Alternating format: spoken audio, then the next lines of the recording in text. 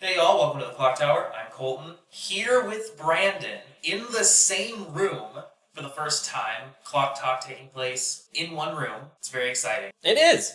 I am here. So, welcome to the first not quite post invitational Clock Talk. First Clock Talk back. Yeah, it's our first Clock Talk back after like a month off.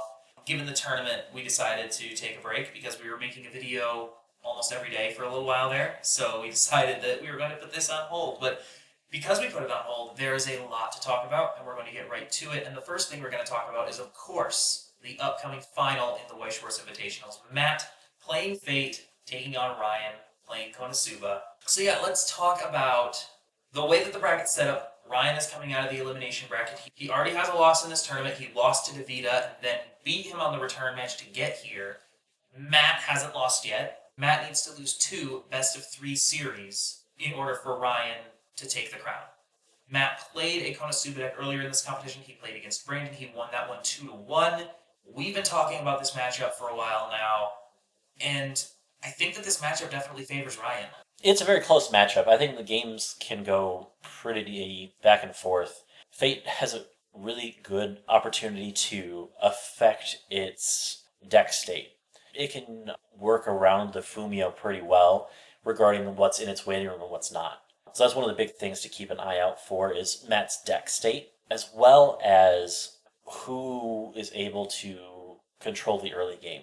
Fate can choose what level they are per turn with the Clock Encore. But I think what is going to really come down to is who is able to maintain that control. If you push early, it looks like it's going to favor more towards Ryan.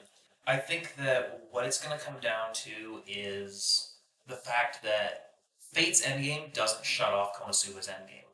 The way that Fate wins games is very tied into being able to use that combo to negate the opponent's attacks. I mean, if you're side attacking into a level 3, you are basically attacking for 0.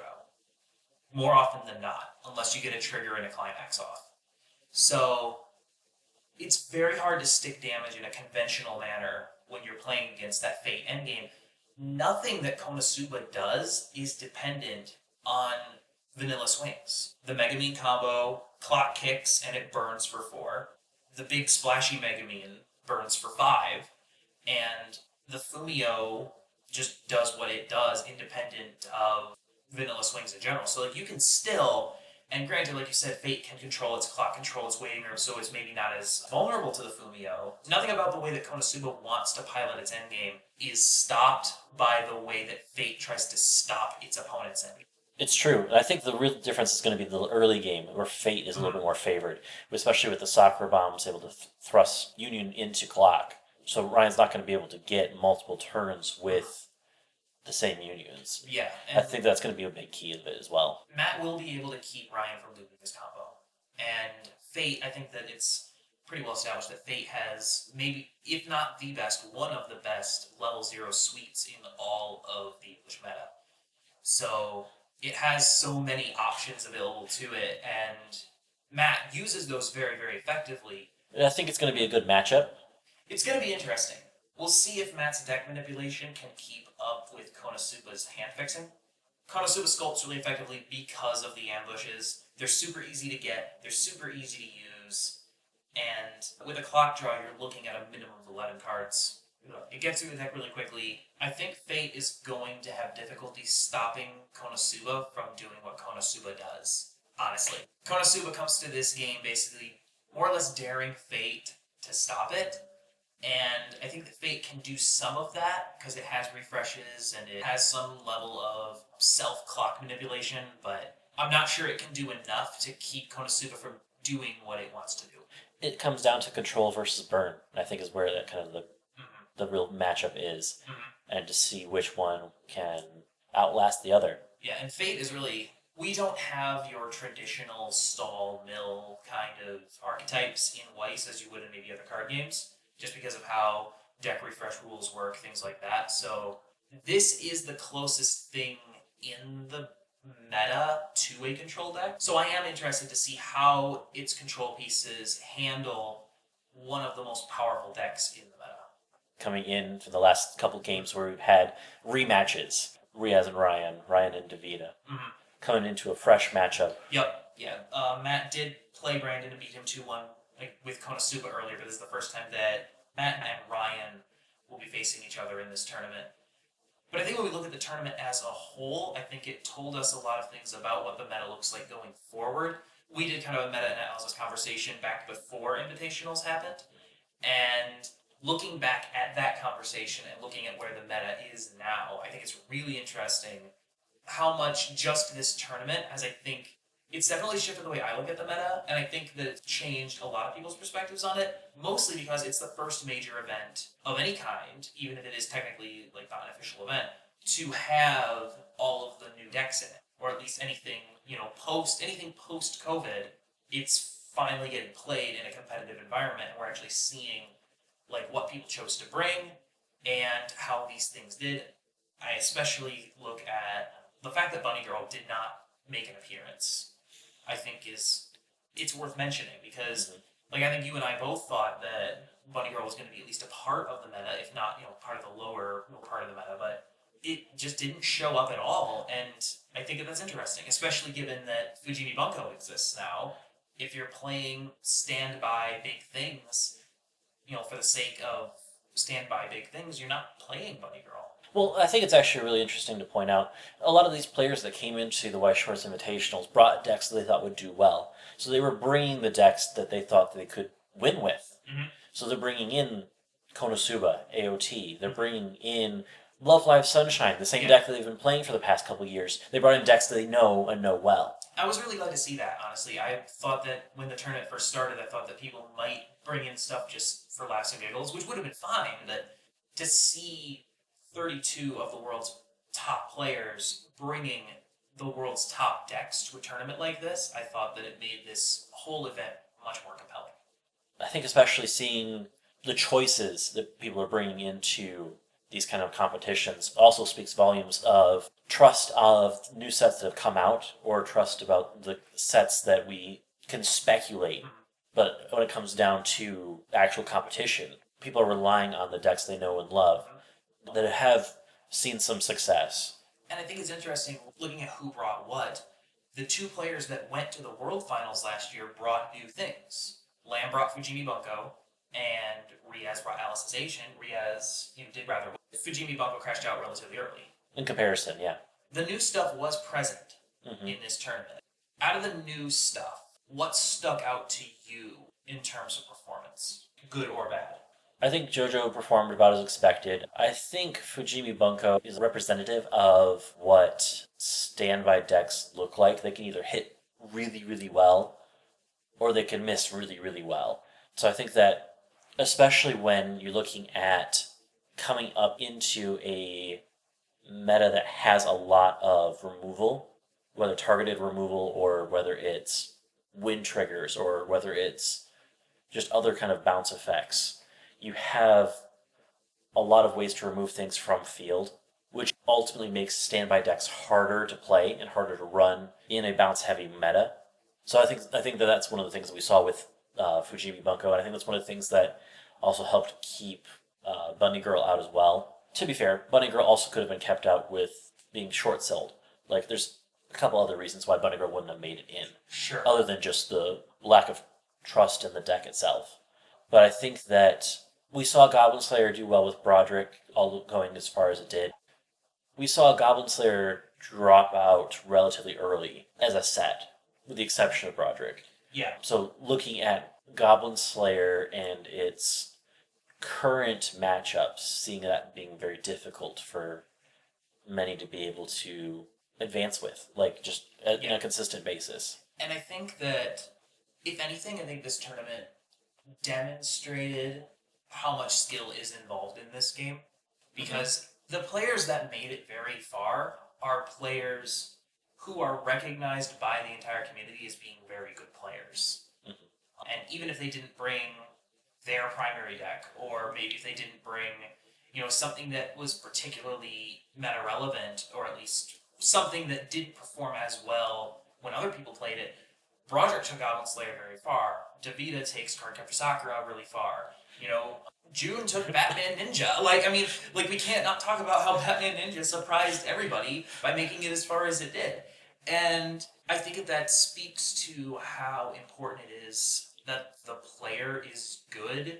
You can't just bring a great deck and win. And I think that we see that in part because, some of the decks that we would consider to be, more or less unambiguously the best decks didn't just get to the final on the strength of themselves. You know what I mean? Like those, like Attack on Titan, prime example, it was played by a few people. It did well, but it didn't get a pass to the final just because it was Attack on Titan. You know what I mean? Like there were a lot of good players here running a lot of different decks, and it isn't enough to just have the best deck in a competitive environment. You yourself need to play very well every game. I wholeheartedly agree. But I think that actually brings up a good point of that even with the best decks, it's not a free pass. I like that phrase. That was a really good phrase. You're absolutely right that it does depend a lot on player skill. That it's not just, oh, I drew 5 climaxes, I'm done. That happens to everyone. And we got the chance to see players react to situations. I think that's one of the benefits of the best of 3 tournament that we saw. And also the benefit of having the open deck lists. Yes. Like obviously as a competitor, it's probably really annoying knowing that your opponent knows every card in your deck. But as an observer, especially doing any kind of analysis, it's so helpful to know what's in the deck. Mm-hmm. And I don't know about you, but I feel like most of us who watched this tournament feel like we have a better understanding of every deck involved because we got to see the full list. And I think we definitely could, if we spent the time into it and research, more or less study film, like you would do in sports. Exactly. That's exactly what this was. This whole thing was just film study for those of us who are trying to get better and compete ourselves in these, when tournaments do resume in 2021, we'll be talking about what happens with the fall league. That's something we'll talk about here in a few minutes. But when major tournaments resume and everyone's back, those of us who watched this tournament are armed with a better understanding of what all of these really powerful decks do and how the best players play them. And with that in mind, as we look towards the future of those tournament settings, what do we bring? What do we want to bring? Right. What do you look at? What did well here? Right, and let's talk about what did well here. I think you can't talk about what did well here without talking about Cardcaptor Sakura. Like, I think that was, as much as the memes were a thing, the question stands, is Cardcaptor good? What was it about Cardcaptor that made it successful, aside from its pilot? Because obviously Davita's very good. Well, I think there's a couple of factors that helped it. That it was very undervalued, especially early on. Cardcaptor has a lot of disruption tools to help it move forward, and has a lot of interesting pieces that Davita plays with to use them differently, if that makes sense. Like, he uses very much the Neg 1 Soul as like a kind of heal effect in reverse, like healing before the damage takes place. So he's getting his level 3 combo in early, so that way he can have some kind of like preventative to survive longer to be able to get to the end game. It's very much a delay tactic. Yeah. Same thing with the PR card, the 1/1 can't be reversed by 0 cost cards. Yeah. 0 costs are the base of just about every deck in this tournament. And yeah, at the very least, your combos in the mid game. Like, I mean, I don't think that there was a single deck in this entire tournament that ran an on reverse combo with a non-0 cost character. Like, they don't really exist. And like, aside from like the level 2, aside from like early plays, aside from a handful of level 2, aside from a handful of 2/1 combos, I don't think anyone was really playing anything that was super dependent on those. Like, he also got them out early. Yeah. Early 1. So when players, and you'd also try to race to 1 first. Yeah. So he would be big, and he would be big early. Yeah. And even if he wasn't big enough, he wasn't getting reversed. Yeah. He was keeping field and keeping presence to build the stock. Cardcaptor feels like it is almost 2 different decks in one.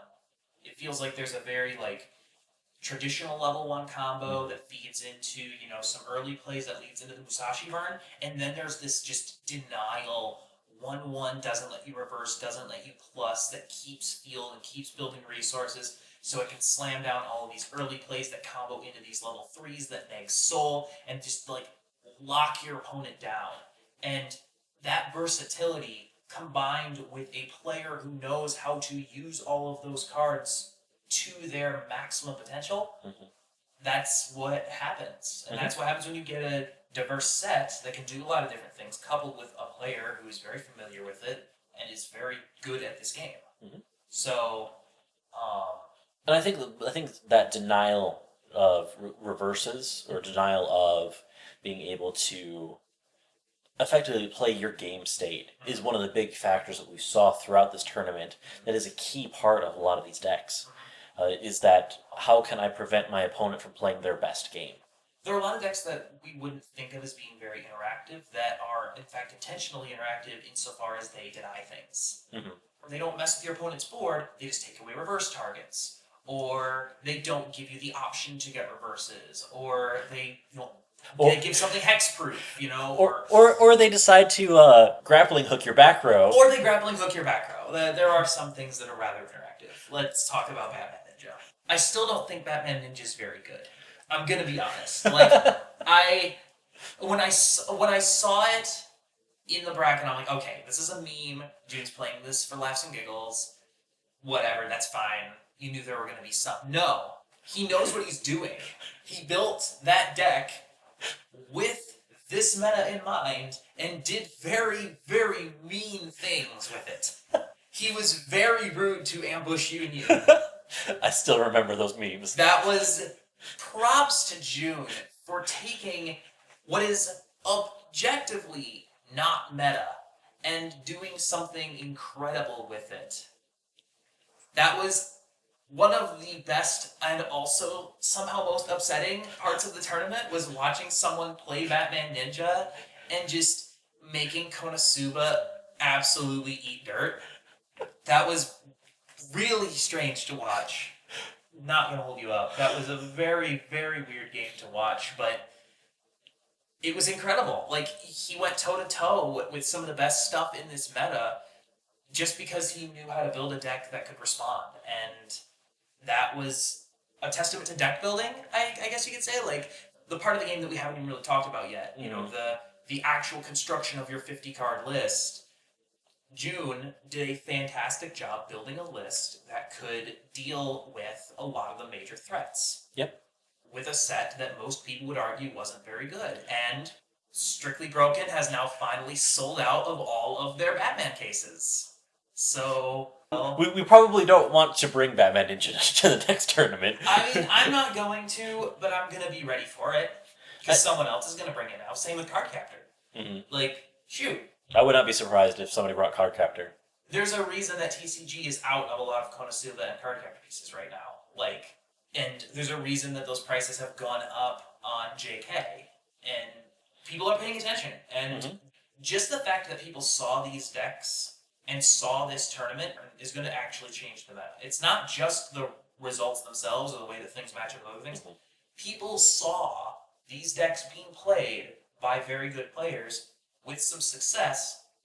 That alone is going to cause sales of certain sets to go up, and people are going to build decks that they saw and liked. And I think this is probably going to be the most fundamental change in the meta out of Invitationals.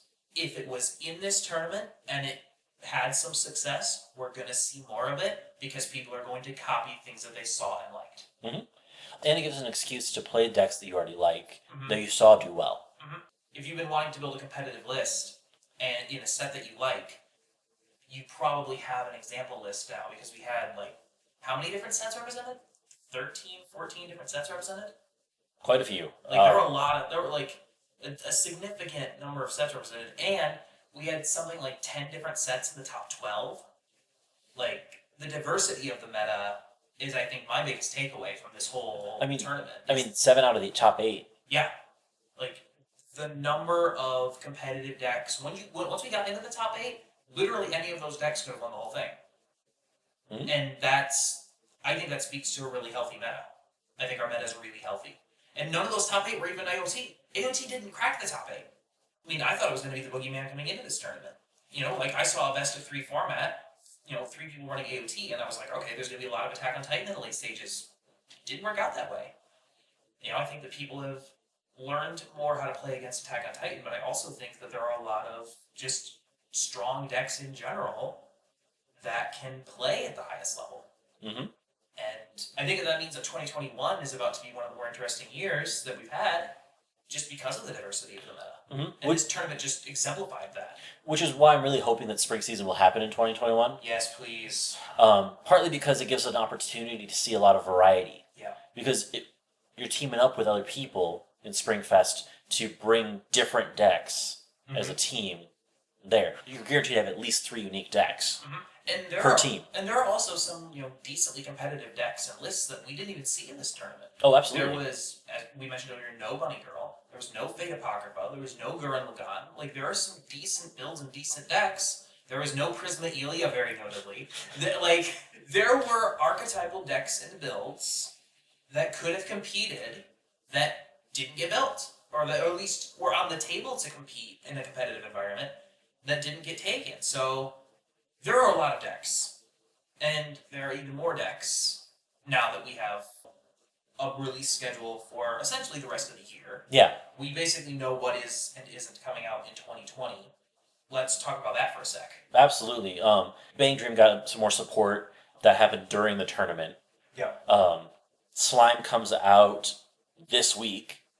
Fun fact, look at the Slime deck that's going to be talked about next week. Oh boy, spoilers. Spoilers. Brandon's been working on Slime for probably 3 months, maybe longer. Way too long. You're welcome, Internet. I have played against this deck hundreds of times, and I'm kind of sick of it. So, Internet, you are welcome for this very good Slime deck profile that's about to come out next week, courtesy of Brandon. So with Slime, we also see Memory Snow coming out. We also see Overlord in September.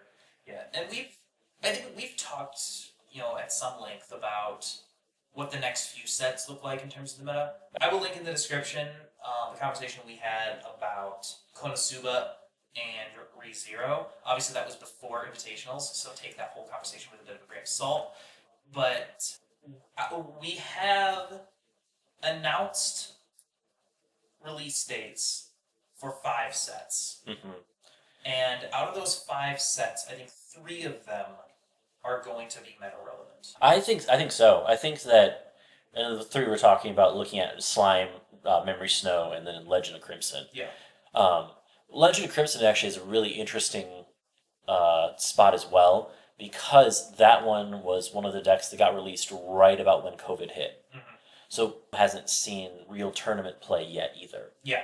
It's in Japan. In Japan. Yeah.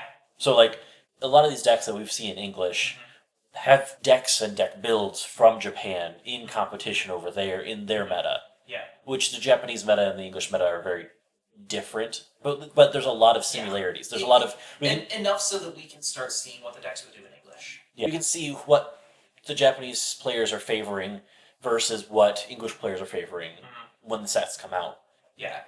Let's talk about Slime for a second. Okay. And Brandon sits up because this is Slime is his baby. Let's talk about Slime because we haven't really had an in-depth conversation about Slime. Not really. And its role in the meta. So let's talk about Slime. Yeah, sure.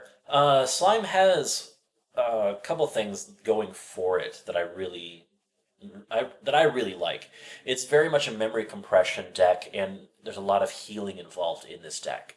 A lot of heal options. With that, it makes it harder and harder to kill a deck that compresses itself into memory. There's not really tools right now in the English meta that deal with memory compression. There isn't. It doesn't exist yet in English. So if a third of your deck is in memory, that's a third of your deck that your opponent can't touch, safely stored away. With that in mind, that compression just allows for better cancels, allows for longer lasting, which is important because Slime's endgame is not as strong as other endgames. Yeah. It's not uncommon. It's not uncommon for Slime to get to 2-to-1 compression. Yeah.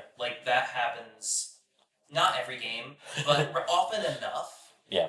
And especially given that Memory Snow is about to around burn 1s, in a meta full of larger burn effects, I think that there's definitely room near the top for Slime. I think that's going to be interesting to see.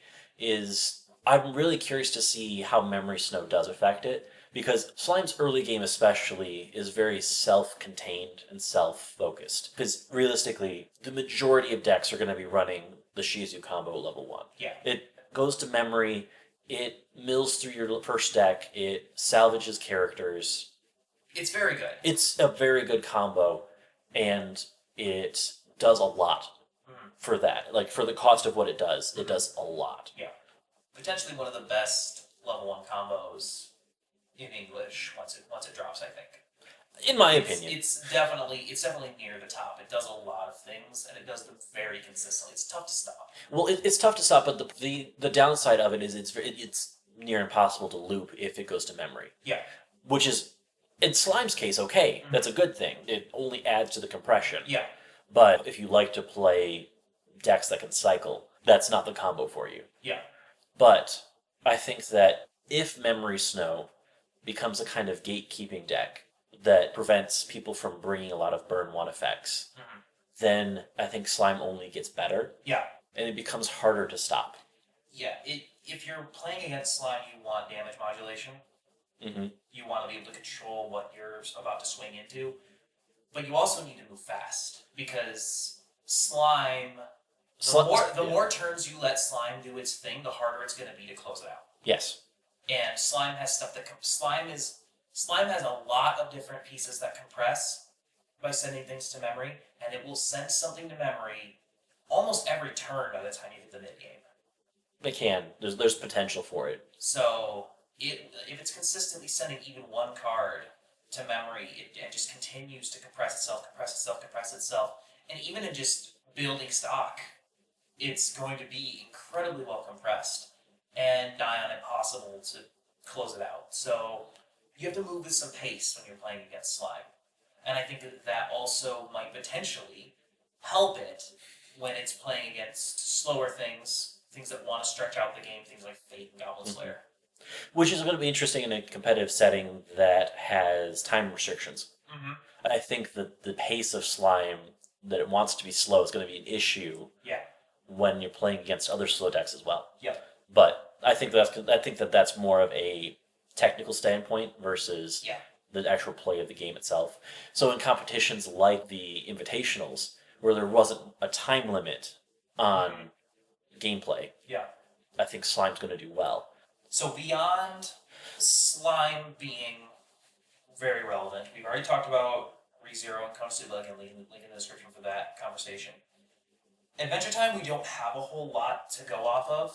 On Sunday, we got a level 1 combo that's pretty good. It's an on attack, top check 4, choose 1. So, at least there's a combo in red in Adventure Time, but beyond that, I haven't really seen a whole lot, but we also just haven't seen very many cards. We haven't seen a whole lot of cards, and realistically, I think that there's been enough revealed that many people are going to invest into it. I mean, it's Adventure Time, so the different kind of IP from a lot of the traditional anime IPs. Some of the other decks that are coming forward into 2021, we know we're going to get Mob Psycho, which is going to be a really interesting thing. And I think that's, again, going to depend on how does Adventure Time do, and it's just speaking to English releases in general. And whether or not, it feels like Bushiroad is... It feels like when Bushiroad dropped, so far, when Bushiroad drops an English exclusive that they don't plan on also printing in JP, it hasn't been as good. And I don't know if that's intentional or not. That's what it feels like so far. I could be completely wrong on that. That's what it feels like so far. I think there's actually some relevance to that conversation because of what they did with Card Captor when they brought it into JP. Mm-hmm. They had some changes and made it better. Yeah. So I think that is relevant. But I think that we need to see Adventure Time in its final state before we can actually make a really fair assessment of that. Some of the other decks we see coming forward, we see Fate Grand Order, that has been already announced, and we see Magia Record, both the mobile game and the anime, getting releases into English. Those ones have been confirmed to be coming. Those ones don't have dates yet. Yep, and we also know that both of the Magia Record sets will play nice with the pre-existing Madoka stuff, so we know you can put those cards in the same deck. Yep. So, if anything, this feels more like a booster set for Madoka than it does anything else. It's true, and I think there's going to be some relevant cards from the old set that'll be relevant in the new stuff. Mm-hmm. But I think a lot of it's going to be relatively new stuff that's getting played. Yeah, the cores of the decks are going to be new, but it will be able to use, especially the Saika's Wish event, things like that. There's some stuff that actually plays intentionally with that event. So I don't know a whole lot about what's going on in Magi record, but It's far enough out. we do know they play nice together, and there will be some callbacks from the old Madoka stuff in that set. The other set you mentioned, Grand Order Babylonia, it's still early days in its time in the Japanese meta, so we don't really, and it hasn't had an opportunity, as you mentioned this to me at one point, that we don't really have tournament results for it yet, so we don't really know how competitive it is in JP, but we've seen some of the cards. I just want to build Ream Tribal. I'm going to play Standard, and I'm just going to put Reen and Ishtar and Ereshkigal all on the same list, because that sounds like fun. Oh, Standard. Speaking of that it just recently released in Japan, looking ahead, Japan also just got a crazy amount of sets announced leading into next year. Yeah, and of course some of those are eventually going to make their way to English, so I think just be prudent to quickly go over those and talk about what we think might end up in English. Absolutely. We pulled up the list that's been put out. Thanks, Connor. Yeah, thanks, Connor. So with that, we see Lost Decade. I'm not sure that Lost Decade is going to make it over. I don't think it will. I honestly couldn't tell you what Lost Decade is, so I'm pretty confident that most English speakers probably couldn't either, unless there's something I'm missing. Day Day Live is a maybe, but I don't. It's a hard maybe. I don't know. I'm not confident that it will. I'm not either. I mean, I think we're going to get the ReZero Bond device. Yeah. I assume we're going to get that. We've gotten the other ReZero IPs. Yep. Magia record is getting released this week for Japan. It's already been announced we're getting it. So, because that one has been already announced that we're getting that one, it makes me think that we're not going to get Data Live or Lost Decade. Yeah. Just based off of what they've released so far. Yeah. Looking forward into that, the quintessential quintuplets, I think we're going to get that. I suspect, mainly because of the 5 different trial decks. Yes. I recognize that is the quintuplets. There are about to be so many SPs in that set. I'm positive it's going to make its way over. I don't know if it's going to look quite like the new Bang Dream stuff, but there are going to be SPs, SSPs up the wazoo with that set. At least that's my guess. They got Circus 20th Anniversary. I'm positive we're not going to get that. I don't anticipate that or Summer Pockets. I'm assuming that it's another set for the currently existing Summer Pockets. It's just a booster pack for the current Summer Pockets, and we haven't gotten that. So, again, that's also relatively recently released. Relatively. But, so either Summer Pockets has another booster pack coming out. However, after Summer Pockets, there are a handful of sets that I think we both agree we will probably be getting in English, and it begins with Beaufort. This one is actually really on the fence whether we'll get it or not. I think that there is enough love for that show that it may warrant an English release. I would like to see an English release of it. I mean, to be fair, I'm playing it whether it's English or not, so that's the thing. But yeah, I anticipate we'll probably get Beaufort. It's the next set is Love Live. We're getting it. It's Love Live. It's Love Live. We're gonna I would be really surprised if we didn't get the whole new Love Live set. That would be. I think we'll get Love Is War. I think it's a rather popular IP in English, so I wouldn't be surprised if we got that at all. In fact, I would expect that we do. The Christmas releases in Japan, Rent a Girlfriend and Princess Connect Redive. I would say in a vacuum, they're both maybes. The fact that they're both releasing on the same day tells me that I think we get one of them. Which one? I don't honestly know. I'm not sure that we will. I think it's actually going to skip over these ones. Okay. Because these ones feel very much like a Japanese exclusive kind of release. In a very similar way that we're getting Adventure Time about that same time frame. Okay. That's what it feels like to me, is it feels like a kind of Christmas edition of Weiss. So I don't think we'll get those ones. But because the following sets... Yeah, we're almost definitely getting the next 3, which will be released in JP in early 2021. We probably don't get them for at least a year from now. But we're looking at Alicization, War of Underworld, so essentially Alicization 2. We're looking at Slime 2. I think we get all of those. Oh, yeah. Beyond that, the day I became a god and Assault Lily, I have no idea. I suspect we'll get the day I became a god. I suspect we will. It's picked up a lot of English attention in the last few weeks. Whether or not we'll actually get it is another story, but I think we will. I think it's a possibility. And even if we do, that's over a year away at this point. It's true. That's something that isn't. That's a 2022 Worlds question. So we're way off into the weeds at this point. But it's worth noting that some of these sets in the pipeline will be coming out, because what we're looking at, especially Magia Record, is probably close to 6 months out from the finalized version of whatever Magia Record, 5 to 6 months out. Yeah. Coming out currently in JP. Yeah. JP pushes a lot of those sets beyond that 6 month barrier for them. So for us, it would roughly a year from now. Yeah.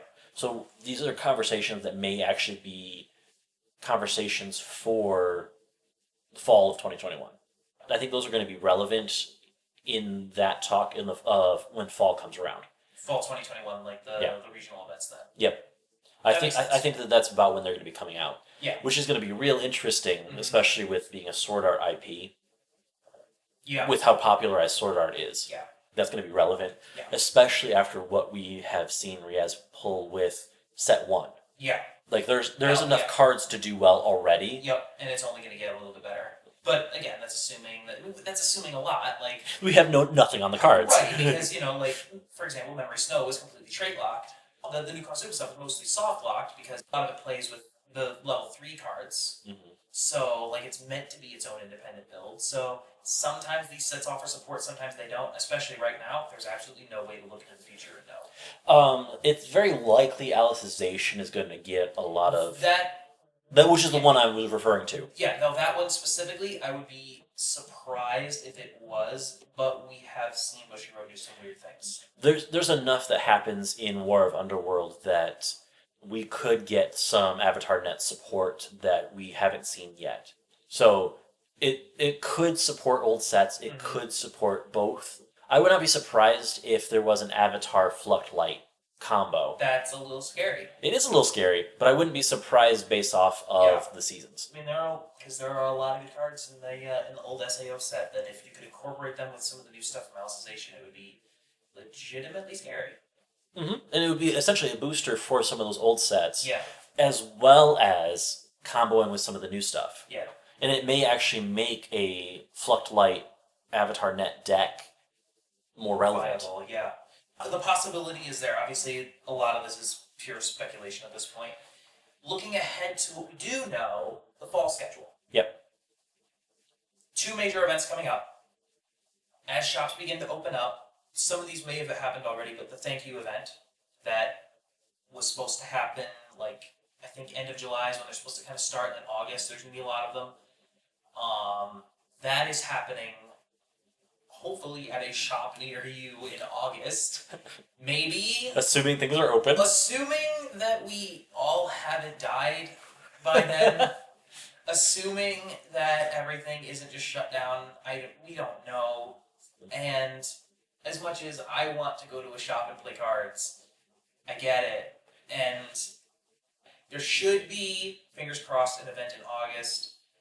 We'll link to Bushiroad's official announcement regarding that in the description. There will be promos and potentially prizes and things of that nature. So, we'll just link to their announcement for that. The more interesting thing is the Shop League, which is supposed to be opening in September. There will be 2 of them. One will run September, October. The other November, December.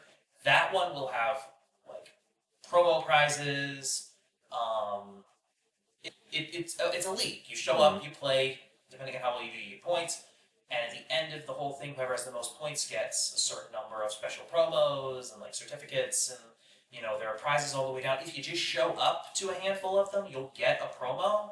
So, and I don't know if there's going to be an entry price. I don't think they've really announced that yet, but there's something. There is something that will be happening in a competitive environment at your local shop. When it's open. When it's open. If it's open, starting in September and October, and continuing with the second season of it in November and December. So, unlike Spice and Wolf, Shop League got a season 2 already confirmed. So yeah, we're looking forward to in-person events as much as possible. As much as we can get away with. Hopefully. Like, Hopefully, safely. Yes, exactly. Hopefully things get better before they get worse. Mm-hmm. But who knows at this point? I think September is also going to be a very big turning point regarding what's going on. I think you're right. It's either going to start getting better or it's going to start tanking hardcore, and we're all just going to have to cloister away in our homes. Don't trust us. We're not epidemiologists. No, I'm just thinking school. I'm thinking the comeback of what school looks like. Whatever that looks like is going to set the tone for what the fall is going to look like. With that in mind, fall is still very much up in the air, so we're looking forward to the potential of shop challenges in a shop league, while still trying to figure out what's going on regarding that. We're very thankful for events like the Weiss Schwarz Invitationals, where we have the opportunity to see play happen, even if we aren't the ones playing. And also the Summerfest event that happened a little while back with letting people play online via webcam. Yep, That and was also very nice. which they have 16-man tournaments on Sundays, or something our time. So if you're interested and haven't yet done that through webcam, if you have the capabilities, it's worth at least to be able to play with cards again in hand. Yeah, it is really nice. It also, we'll probably put a link for Discords as well. There's a couple different Discords that are pretty active in regarding gameplay if you're interested in playing, or it just community connection is really one of the big things as well. Especially with a card game like this, that you may not have as many people around you personally in your towns that you can walk to and hang out with. Right, especially given Weiss's popularity level, shops oftentimes serve as like a meeting point for people who are coming from kind of all over the place, but the shop is kind of in the middle, so everyone meets at the shop. It's not as easy when you are all, cities and miles apart from each other, like me and Brandon, for example. 2-hour drive to the shop. Oh my gosh. But yeah, all that aside, we will have more stuff going forward. We do things that aren't game analysis for online Weiss tournaments, shockingly. This Thursday, we will have gameplay of Fate versus Konosuba, basically a preview of the matchup for this coming weekend. Brandon and I will be playing the decks, not as well as Matt and Ryan will play them. However, it might be kind of a neat way to kind of get warmed up / hyped for this final that is about to be very compelling and also very long. If they play both of the 3-game series back to back, if Ryan takes the first series, it's gonna be like a 3 to potentially 4-hour stream. Yeah, it's gonna be definitely a long stream. It's gonna be a lot of Weiss. So settle in. It's gonna be great. We will have a follow-up video for that. We will definitely be talking about that game and probably more about like what it all means for the tournament and the meta in our final Weiss Schwarz Invitationals Rewind. That will be happening whenever that game happens, still not scheduled as of recording. Check the description for an updated schedule, as always. And then after all of that, next week we get back into normal Clock Tower business. Brandon will preview that slime deck that we mentioned, as slime will be coming out this weekend, so we'll have a list from Brandon talking about that, and then we'll play with that deck on Thursday for gameplay. Yep. And then it's just back into the rotation. More clock talks, more gameplay, more deck profiles. Business as usual here for us. Until we get the next one. Until we get to until Ian comes out this weekend during the final, announces the second round of the Weiss Invitationals, and it starts next week. Thank you to Ian and everyone else who put together this tournament. It's been super awesome. It's given us something to do during quarantine, which has been wonderful. It's also been a really nice thing to do as card players, as community members. And being able to make videos about it has been really great. It's been all around a very, very positive experience, and I would love to see another Invitationals. Although I don't know if we'll be doing daily videos for that one. That is up in the air. Round recaps. Maybe. We'll see. We'll talk about it. We'll play that by ear when WSI 2 comes around, whenever that is. In the meantime, thank you for joining us, and we will be back on Thursday. Please like, share, comment, and subscribe. Until then, have a good one. We'll see you then.